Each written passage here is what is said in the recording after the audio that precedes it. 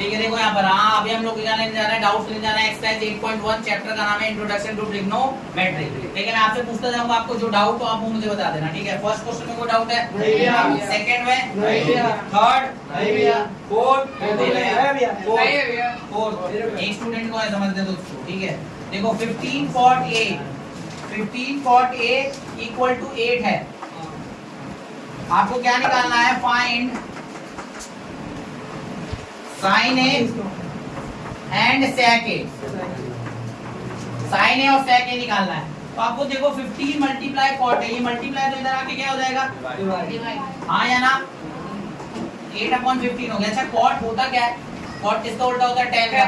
tan का होता है p/b। तो कॉट का क्या हो जाएगा? p/b। इसका मतलब मुझे b पता है और p पता है, और अगर मुझे b और p पता है तो पाइथागोरस थ्योरम की मदद से क्या मैं h निकाल लूंगा? h निकालना क्यों? ताकि मैं sin a निकाल सकूं।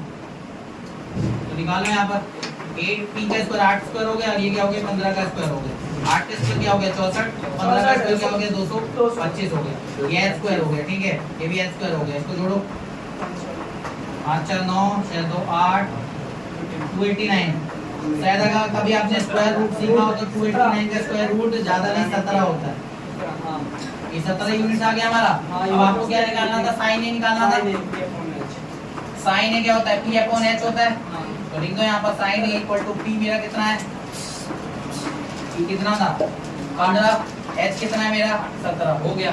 sec a क्या होता है? sec होता है हमारा cos a का उल्टा। sec a जो होता है वो cos a का रेसिप्रोकल होता है, और cos होता है हमारा किसका? p/h। तो sec a क्या हो जाएगा हमारा? h/p। सही है ना? 17 क्या हो जाएगा? p कितना है? 8। ठीक है, किसी को डाउट है? बोलो। नहीं। और क्या? 6 क्या?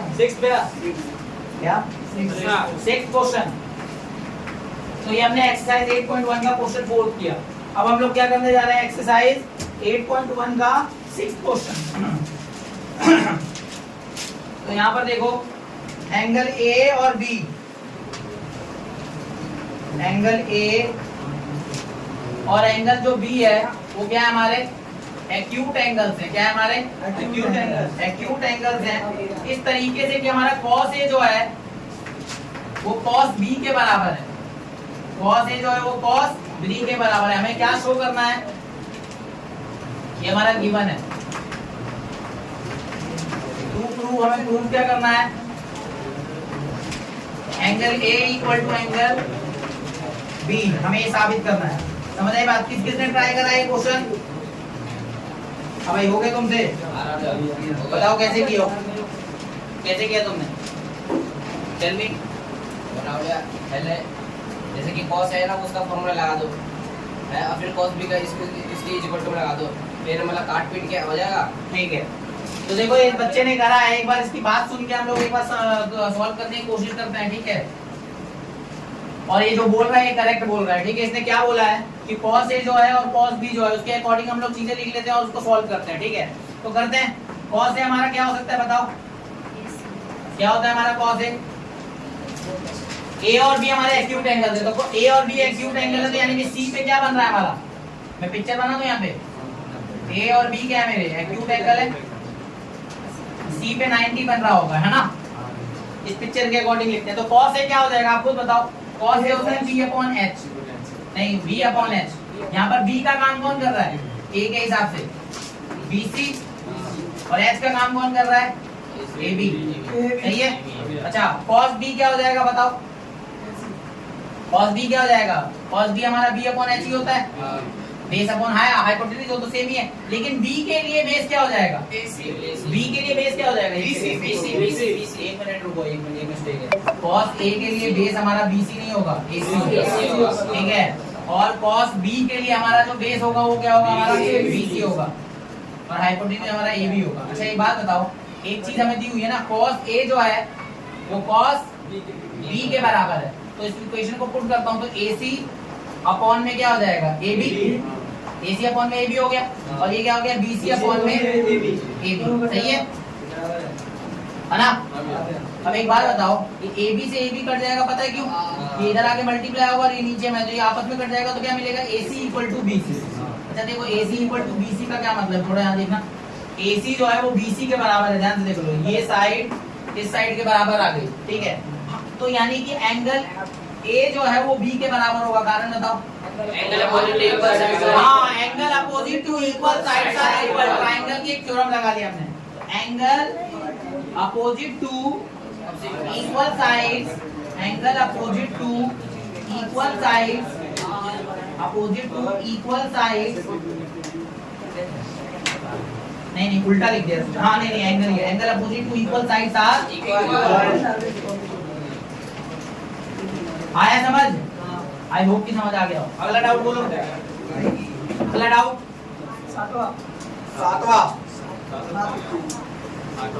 सातवां डाउट है, सातवां का डाउट है cot थीटा जो है वो 7/8 है। अब आपको निकालना क्या है? फर्स्ट पार्ट में 1 प्लस साइन थीटा, ब्रैकेट में है 1 माइनस साइन थीटा, ठीक है। और इस ब्रैकेट में देखो क्या है, 1 प्लस कॉस थीटा, और इस ब्रैकेट में क्या है, 1 minus cos theta.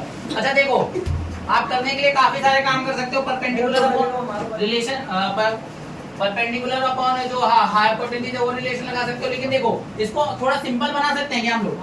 a plus B और a माइनस बी क्या होता है? a square minus b square. a square minus b square होता है। a plus B a minus B, a plus B a minus B होता क्या हमारा? a square minus b square, ठीक है। तो यहाँ पर हमारे a का काम कर रहा है 1 और b का काम कर रहा है साइन कर रहा है। तो इसके हिसाब से 1 का square minus sine square theta, सही है।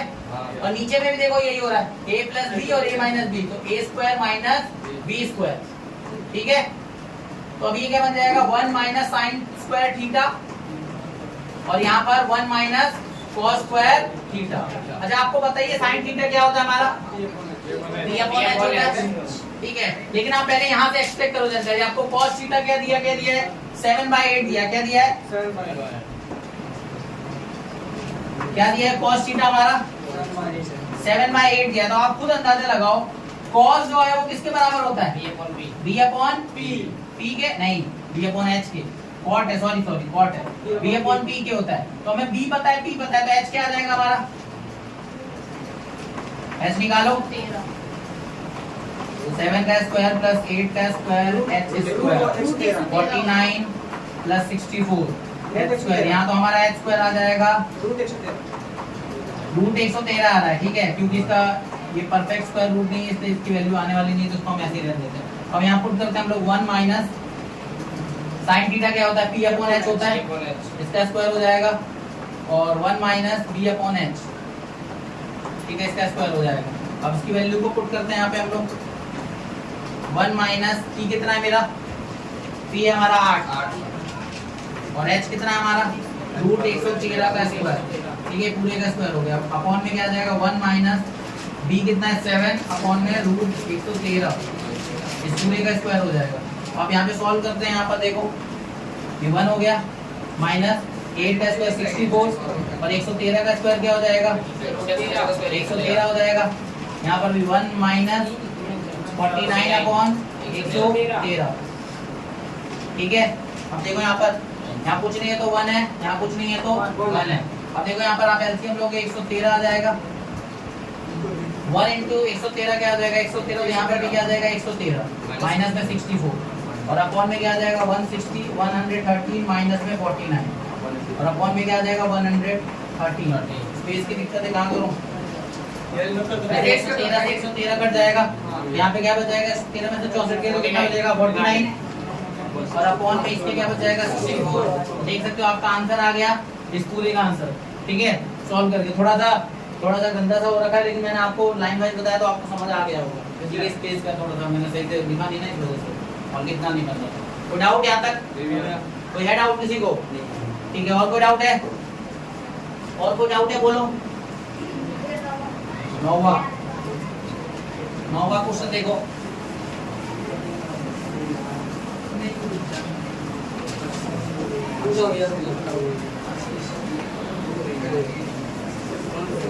नाइन्थ क्वेश्चन,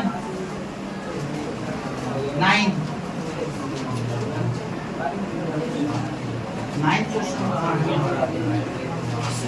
हाँ जी, नौवां क्वेश्चन देखो, इन ट्राइंगल एबीसी, एक ट्राइंगल एबीसी है जिसमें बी पे क्या बन रहा है 90 डिग्री, एबीसी जहां बी पे बन रहा है 90 डिग्री, ठीक है। आगे क्या बोला है, if tan a equal to, tan a अगर मेरा मतलब क्वेश्चन के हिसाब से tan a क्या दिया 1/√3 दिया है, तो आपको क्या निकालना है फर्स्ट पार्ट में, sin a multiply cos c plus cos a multiply sin c, ठीक है। ये है फर्स्ट पार्ट है, अगर आप ये पार्ट कर लोगे तो सेकंड आराम से हो जाएगा। अब ध्यान से देखो sin a के हिसाब से पहले तो यहाँ से डेटा एक्सट्रैक्ट करो, ये क्या हमारा p/b है, आपको b पता है, आपको b पता है तो हम h निकाल लेते हैं, है ना। p हमारा 1 है, b हमारा √3 है, तो h क्या आ जाएगा, यहाँ निकालते हैं। देखो h² इक्वल टू क्या होता है p² प्लस में b² पाइथागोरस थ्योरम की मदद से h² इक्वल टू p² यानी कि 1 का स्क्वायर, b² यानी कि √3 का स्क्वायर, ठीक है। 1 का स्क्वायर क्या होता है 1, √3 का स्क्वायर क्या होता है 3, ये h² हो गया, ये आ जाएगा 4 और इसका स्क्वायर रूट करोगे तो क्या आ जाएगा 2, यानी h हमारा कितना आ गया 2, ये तो क्लियर हो गया मामला, ठीक है। और sin a को आप कैसे लिख सकते हो, ध्यान से देखो, sin a को क्या लिख सकते हो p/h मल्टीप्लाई cos c को क्या लिख सकते हो b/h, लेकिन आप ध्यान से सुन लो, यहाँ पर मामला गड़बड़ क्या होगा, cos a भी क्या होता है हमारा b/h होता है ना, और मल्टीप्लाई sin c, c क्या है हमारा ये भी होता है p/h होता है। लेकिन अब यहाँ गड़बड़ पता है क्या हुई होगी, मैं बताता हूँ। यहाँ sin a है, एंगल a के हिसाब से बात हो रही है, तो एंगल a के हिसाब से p का काम कौन करेगा bc, और h का काम कौन करेगा ac, यही चीज गड़बड़ हुई होगी। मल्टीप्लाई में c के हिसाब से, c के हिसाब से बेस का काम कौन करेगा bc और h का काम ac, प्लस cos a के हिसाब से, a के हिसाब से बेस का काम कौन करेगा ab और हाइपोटेन्यूज का काम कौन करेगा ac, मल्टीप्लाई एंगल c जो है उसके हिसाब से परपेंडिकुलर का काम कौन करेगा ab और हाइपोटेन्यूज का मैंने बताओ, ये यही चीज मैं आपको कल समझा रहा था। देखो p और b परपेंडिकुलर और बेस चेंज हो सकते हैं, अगर a की बात कर रहे हैं एंगल a की तो उसके हिसाब से परपेंडिकुलर होगा bc, और c की बात कर रहे हैं तो इसके हिसाब से परपेंडिकुलर होगा ab, और एंगल a के हिसाब से बेस आपका ab होगा और c के हिसाब से आपका बेस bc होगा। बात क्लियर है, यही चीज मैं बता रहा हूँ। और कुछ बच्चों ने पता क्या होगा, p b पता है इसी पे डायरेक्ट भर कर दिए होंगे, गड़बड़ हो जाएगा। लेकिन वो ये देखना ही भूल गए कि यहाँ a है और यहाँ c है, यहाँ a है और यहाँ c है, तो इसके हिसाब से मामला चेंज हो जाएगा। आई बात समझ, आप सॉल्व कर लो। bc कितना है, यहाँ पे हमने BC निकाला था ना, BC कितना दिया हुआ था। अच्छा इसके हिसाब से कंपेयर, A के हिसाब से P क्या होगा, ये 1, यानी कि B से हमारा 1 आ गया, सही है।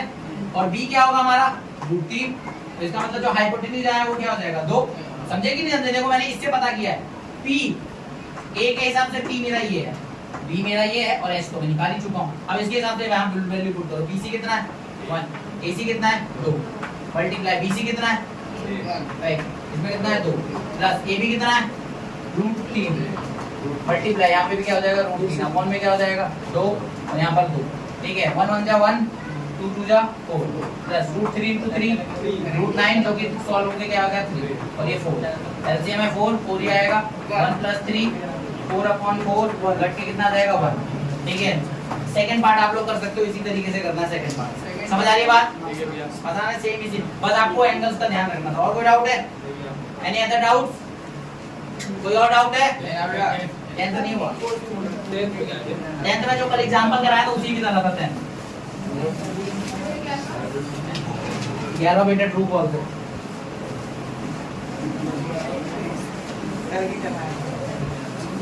10वां क्वेश्चन देखो, 10th क्वेश्चन, 10th क्वेश्चन है, ट्रायंगल PQR है जिसमें राइट एंगल जो बन रहा है वो Q पे बन रहा है। देख लो इधर, ये Q पे मैंने राइट एंगल बना दिया, ये P हो गया और ये मेरा क्या हो गया R हो गया। P क्या ट्रायंगल हो गया जहाँ Q पे क्या बनता है 90 डिग्री बनता है। अब आपको क्या कह दिया, देखो PR प्लस में QR जो है वो 25 सेंटीमीटर दिया हुआ है, ध्यान से देख लो, आंखें खोल लो। PQ जो है वो 5 सेंटीमीटर दिया हुआ है, तो एक काम करता हूँ PQ लिख लेता हूँ, यहाँ 5 सेंटीमीटर दिया पड़ा है, ठीक है। अब क्या बोला है, values of sin p cos p tan p निकालना है। क्या निकालना है, sin p cos p और tan p। यहाँ पर ध्यान से देख लो, p के हिसाब से सारी बातें हो रही हैं, तो जब भी करोगे आपको कोई दिक्कत नहीं होगी। तो सबसे पहले ना मुझे ना QR पता है ना मुझे PR पता है, लेकिन इन दोनों का सम पता है। कल जो क्वेश्चन किया था उसमें डिफरेंस पता था, इस वाले में सम पता है। पाइथागोरस थ्योरम आता है, इस ट्रायंगल के हिसाब से पाइथागोरस थ्योरम लगाओगे तो क्या हो जाएगा, h स्क्वायर इक्वल टू क्या होता है p स्क्वायर प्लस में b स्क्वायर। अब एक बात बताओ, एक काम करता हूँ, h ले लेता हूँ मैं pr को, क्या किसको ले लेता हूँ, pr का स्क्वायर, ठीक है। p में ले लेना उसको pq को, pq का स्क्वायर, आप p के हिसाब से qr को लेना पड़ेगा, लोग qr को ले लेते हैं p के हिसाब से, qr स्क्वायर, ठीक है। और प्लस b यानी कि हमारा क्या हो जाएगा pq स्क्वायर, ठीक है।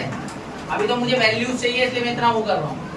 PR क्या है मेरा, PR दिया मेरे को नहीं दिया है, लेकिन यहाँ से कुछ डाटा निकाला जा सकता है इस वाले क्वेश्चन से, तो PR में निकाल सकते हो ना 25 माइनस है ना, तो PR की वैल्यू क्या आ जाएगी यहाँ से 25 माइनस QR है ना। तो यहाँ पे मैं क्या करूंगा, यहाँ पुट कर दूंगा, तो 25 माइनस क्या हो जाएगा, ये QR हो जाएगा, ठीक है। QR की वैल्यू कितनी दी है, इसको ऐसे रहने देते हैं QR, ताकि QR ही सॉल्व कर सके। और PQ की वैल्यू आपको दी हुई है देखो 5, तो यहाँ 5 का स्क्वायर हो जाएगा, ठीक है। अब यहाँ देखो a माइनस बी का होल स्क्वायर लगेगा, a माइनस बी का होल स्क्वायर क्या होता है, a माइनस बी का होल स्क्वायर जो आइडेंटिटी अलजेब्रिक ये होता है a square plus b square minus 2ab, ठीक है। ये कौन सी आइडेंटिटी है, algebraic identity a minus B का होल स्क्वायर। यहाँ सॉल्व करते हैं, a स्क्वायर यानी कि 25 का स्क्वायर, b स्क्वायर यानी कि qr स्क्वायर, और minus 2 into 25 into qr equal to में qr का स्क्वायर प्लस 25 का स्क्वायर 25 हो गया। अब यहाँ पर देखो 25 का स्क्वायर होता है 625 plus qr square minus 2 into 25 कितना हो जाएगा, माइनस 50 qr इक्वल टू में qr स्क्वायर प्लस में 25। आप यहाँ पे एक चीज देख सकते हो, इधर भी qr स्क्वायर है इधर भी qr स्क्वायर है, दोनों का साइन सेम है, तो जब ये इधर आएगा तो दोनों माइनस होंगे, क्या हो जाएंगे, वैल्यू 0 हो जाएगी, जिसको मैं हटा देता हूँ। अब देखो यहाँ पर बचा 625 माइनस 50 qr इक्वल टू में 25 है। आप देख सकते हो इस 50 qr को इधर ले आ जाता हूँ, उस 25 को इधर शिफ्ट करता हूँ, तो देखो 25 माइनस का हो जाएगा और ये माइनस 50 qr इधर प्लस का 50 qr हो जाएगा, ठीक है, सही है। अब 625 में से 25 गया तो बचा 600 इक्वल टू में 50 qr इसके साथ मल्टीप्लाई हो इधर आके क्या हो जाएगा, डिवाइड, तो 600 डिवाइडेड बाय क्या हो जाएगा 50, 12 आ गया, तो qr कितना आ गया हमारा 12 सेंटीमीटर, ठीक है। समझ आई बात, अगर qr 12 सेंटीमीटर आ गया, qr अगर 12 सेंटीमीटर आया तो इसके हिसाब से pr कितना आ जाएगा 25 minus qr, pr equal to 25 minus 12 यानी कि pr कितना आ गया 13 सेंटीमीटर। अब आपको सब कुछ पता तो है ही, एक बार बताओ साइन p क्या होगा हमारा, साइन p होता है हमारा p अपॉन h, p के हिसाब से p क्या है हमारा, मतलब ये p वे नाम है, और p के हिसाब से परपेंडिकुलर क्या है हमारा, एंगल p के हिसाब से qr अपॉन में हाइपोटेन्यूज क्या हमारा pr, ठीक है। तो लगा लो qr की वैल्यू कितनी आई है अभी 12 और इसकी वैल्यू 13 आई है pr, और नीचे में आ जाएगा 13। समझ आई बात।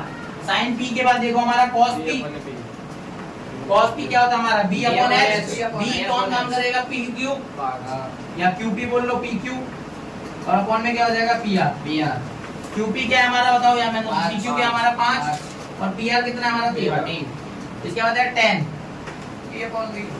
p अपॉन b होता है, p क्या है मेरा qr और b क्या है मेरा pq, qr कितना है 12 और pq कितना है 5, तो सॉल्व हो गया, यही करना था कुछ, ठीक है, ठीक है,